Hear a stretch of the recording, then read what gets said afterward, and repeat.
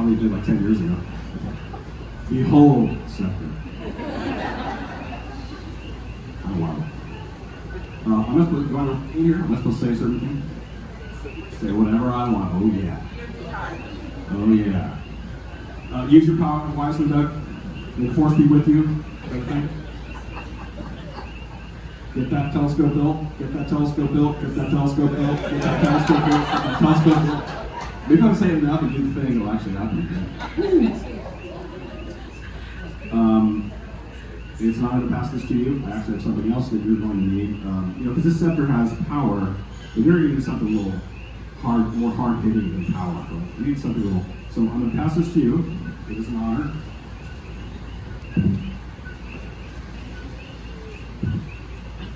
My prop bag, sorry. Like I said, you're going to need something a little more potent. Doug is a big connoisseur of scotch, or are you just drunk most of the time? Both. Okay. Me too. I've learned to do it. So that's a little more heavy hitting than that. But maybe the combination of the two is the right way. We also have a lei for you in the spirit of your astronomy experience. You have that, right? The astronomy experience.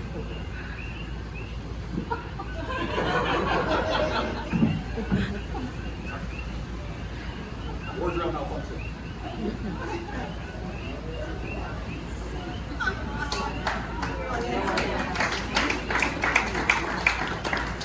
This is our solar system. This was assembled by the lovely Christy Davis over here as a little home project. It glows in the dark, so when you're drunk, you can see your way by holding this, and you can do it. We think the planets are in the right order. I don't want to hear if they're not. So we think, but some of them didn't look quite right. Pluto's in there because I felt bad about Pluto. Can we bring Pluto? No. It's an honor. Doug, you have the floor.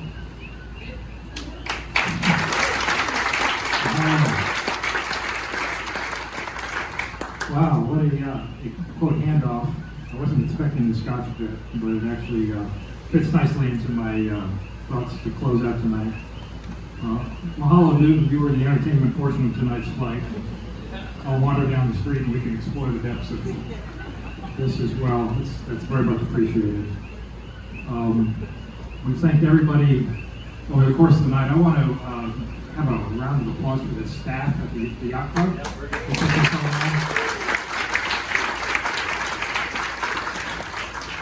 They did a wonderful job, great meal. And I appreciate all the effort that went into it with Miles and Taylor and the whole group. So I don't have a written speech. As usual, I comment my words are in liquid form.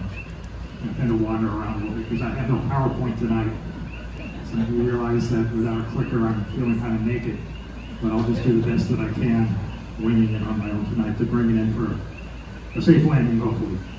So first of all, mahalo to everybody at the IFA table for coming and your support over the years. We're very strong supporters of the astronomy program. Rich, mahalo to you as well. We first kind of got to know each other when you're a prosecuting attorney, and I would show up driving back from CFH, stop by Starbucks, try to stay awake in your conference room, and we generated something called the Success Factory, and everything rolled out from there. So mahalo for your support. Where to begin? First of all, it's a huge honor, obviously, to be able to serve this role for the community that I love and is my home. Like the others who have spoken before, I'm enamored by the fact that we're in person, as opposed to square little boxes on a computer screen. For me, this is a real thrill to be able to actually see three-dimensional figures for a change. And amongst all the social events that I really related to over the past year, what was my favorite? I think we did a couple of them. And as one of my incoming suggestions to the board is that to simplify social events over the Simons administration, I'm proposing that all social events be whiskey tasting events going forward. Much simpler than all these complicated events that we have going around. We're going to make a ton of money off of these miles, and for 2 hours every month, we're going to have the happiest in the state, even if we can't remember anything that we said or did. So you see where I'm going with my vision for the chamber. More seriously, though, I want to share with you in very personal terms why I accepted this position and why it's, I think, uniquely and deeply connected to me in ways that are probably distinct from essentially all the previous presidents over the history of this wonderful organization. And it's kind of a who's who of people who have lived in Hilo over the years. And to do that, I thought I would share with you a little story that I think exemplifies some of the words that were stated tonight about how incredible this organization is. It's an organization that not only helped our community, I hope to convince you that it literally changed the world. We are a humble community, but what we did through this chamber about 60 years or so ago literally transformed the world in an important way. And I want everybody to grasp, if they can, what that event was. I also realized I'd be standing in front of you in front of the Pacific Ocean. I thought it'd be a good setting because in May of 1960 is where this story starts. And I want you to imagine as I read a passage to you about what it looked like back in May of 1960 when this incredible event turned upside down our beloved Hilo town. Some of you probably know Don Mitchell. Don's a good friend of mine. He wrote me over the weekend. He and his partner of 18 years of getting married. They moved to New York a couple of years ago. He's a lifetime member of the Hilo community. Don is 80, so getting married at 80, that says everything you need to know about Don. He's an accomplished writer. And a few years ago, he shared with me a very personal description of what he witnessed that night in Hilo. He was a high school senior with two other guys who heard about the gigantic earthquake off Chile, so I think the largest recorded earthquake in history. So, of course, their reaction to the situation was, let's go to Hilo Bay and watch the wave come in. What else are you going to do as a teenager?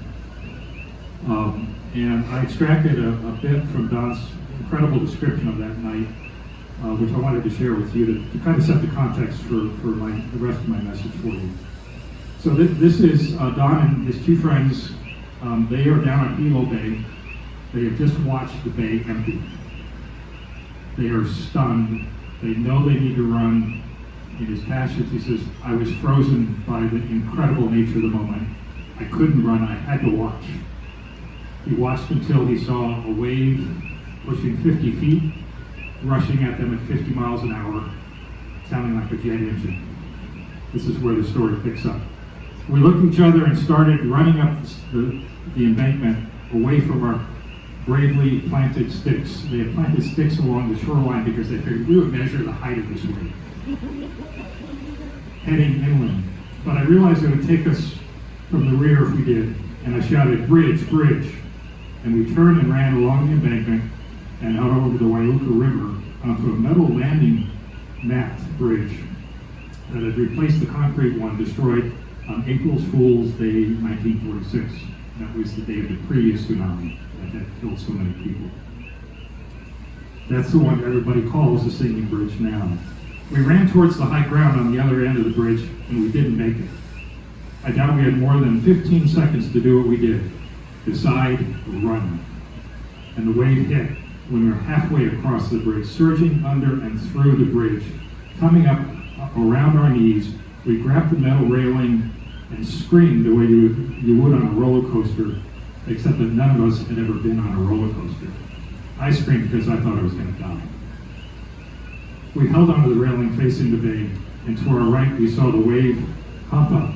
We saw this from the back, and because our town was built on a crescent and we were at one tip, we saw the wave slam into it. The noise was tremendous. The power plant blew up. The lights went out.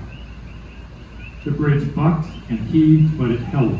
Even now I can hear the metal creaking and groaning, and I could feel salt water splashing on my face. That was a surprise. The slap of cold, fully salt water, which should have been brackish warm and 30 feet below me. After a minute, maybe less, the rushing had dropped below the deck bridge of the deck, and we let go and ran to the other side. Some men who had been watching around cursed us for being crazy kids. "You real stupid, try to wave like that," one yelled angrily. And others hugged us, slapped us on the back, kept saying, "Are you okay?" An old Japanese man pointed his finger at us and then out towards the bay and said, "Lucky you folks no die, you know? No forget this day. Lucky you no die." That happened in our town. It was utterly devastating.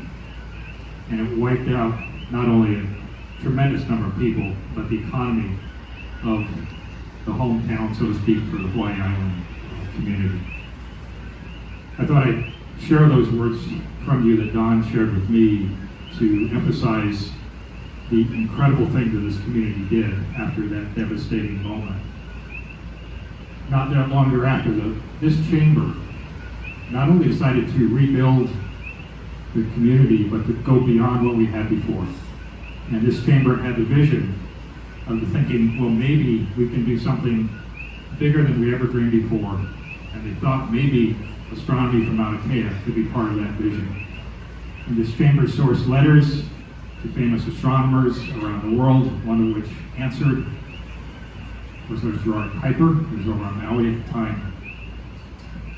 He was accompanied by a hero of mine. Of all the people I would really love to meet, he passed away. I would really, really love to meet this person. His name is Alika Herring. Alika is the great nephew, I believe, of Herring Kulua. Many of you know him, who hails from Keakaha. Alika ground and polished by hand what I think is the most accurately polished telescope primary mirror by hand ever built. At the time, its figure was so exquisite that you couldn't measure its deviation from perfection with the technology available. It's called a Herring Super Mirror. And in my world of astronomy, because I ground and built mirrors as well as a kid, it was basically miraculous. The combination of the Herring Super Mirror and his incredible visual acuity, he was actually hired by NASA to sketch areas of the moon that NASA was interested in potentially landing astronauts on. The combination of that led just a few months into 1964 with Alika discovering Mauna Kea as the world's premier site for astronomy.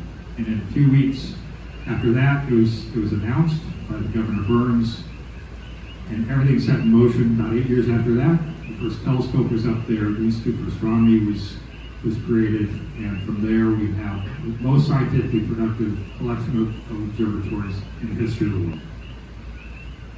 This chamber started all of that. They did it under the most extreme circumstances of death and destruction, absolute devastation. They turned that on its head and made the world a better place. As a result of that vision and that decision, we now have a much deeper understanding of the realm that we now exist in, some call it the universe. Things like dark energy, which we now understand is the greatest form of energy in the universe, was in large part discovered on Mauna Kea. Every single night, data flows through those fiber optics, spreads across the Pacific Ocean and around the world, and enlightens everybody across the planet about the nature of the universe. None of that was possible without the vision of this chamber. The reason I'm sharing that with you is I wouldn't be here tonight if that event didn't happen and this chamber didn't do what they did when they did. I'm the first astronomer, I'm pretty sure, to be president of the chamber. I owe my career, I owe my opportunity to raise my family, I met my wife here. It all came together, if you point back, to this chamber and what they did. And that's why I accepted this position, not just to give back to my community, but give back to the chamber that made this incredible opportunity possible for me. And I thank from the bottom of my heart everybody who's helped out in astronomy. I'm going to do my absolute damnedest to be the best president I can be. I'm incredibly honored and humbled by this, given the huge range of talented people who have led this position before me. And